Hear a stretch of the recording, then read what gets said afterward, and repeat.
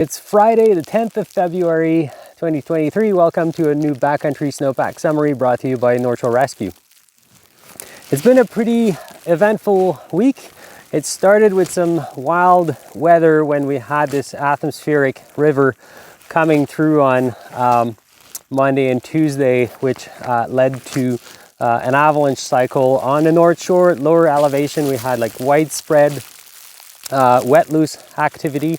Actually up to, pretty sizable avalanches.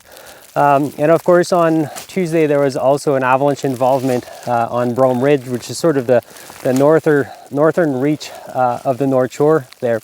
And I want to give kudos to the team that was involved there, because there's a lot of things that they did right. You can read all of their report actually on the Mountain Information Network on the Avalanche Canada website. But, they were using radios. They had a way to call for help. They were exposing only one person at a time on the slope. And, they were obviously skilled with their rescue equipment. So they were able to pull the person who was involved fairly rapidly and then provide some first aid. And ultimately, search and rescue had very little to do in order to assist this group out. So that's a pretty good story.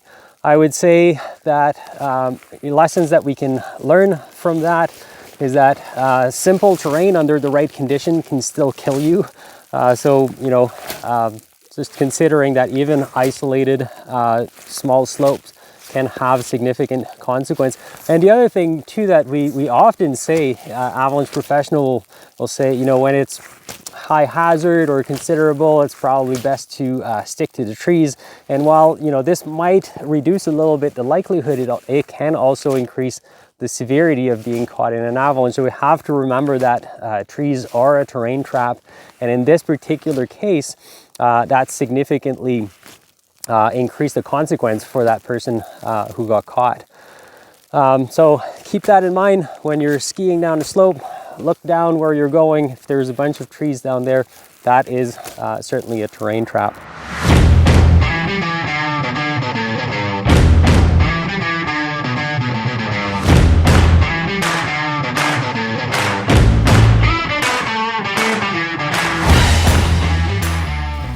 We had some interesting weather this week, and so there was some precipitation, but the trickiest bit was the freezing level that was fluctuating up and down. So here we're just over 1,300 meters on an east aspect. And, when you dig profiles around the North Shore right now, depending where you are, they're going to look very different. So what we have here, we have a nice little layer of about maybe 8 centimeters of nice dry snow that fell over the last maybe 12 hours.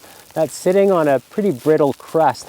And what we have down here is actually the snow that fell with the Pineapple Express earlier in the week.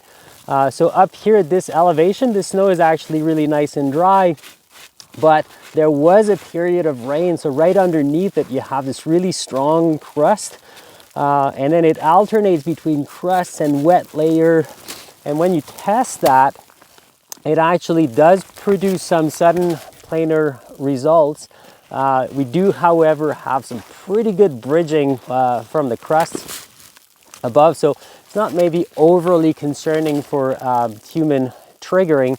And the other thing too is that often these tests in these wet layers are not super repeatable. They're not necessarily very reliable. And as you go from location to location, you're going to find very different results. So we're not really overly concerned about any sort of deeper, weak layers. The new snow here seems to be bonded fairly well to the crust. Heading into the weekend, it looks like we're getting a little bit of snow today. We're not tons of amounts are expected. And then Saturday looks dry, and then we have another system coming on Sunday. Not huge amounts of precip, but once again, fluctuating freezing levels. So how high is the rain going to come? It's a little bit hard to tell at the moment. Not a whole lot to worry about down in the snowpack. It's really about what's going to happen into surface snow for today and through the weekend. That's all I have for this week. Stay safe, stay smart, and we'll see you next week.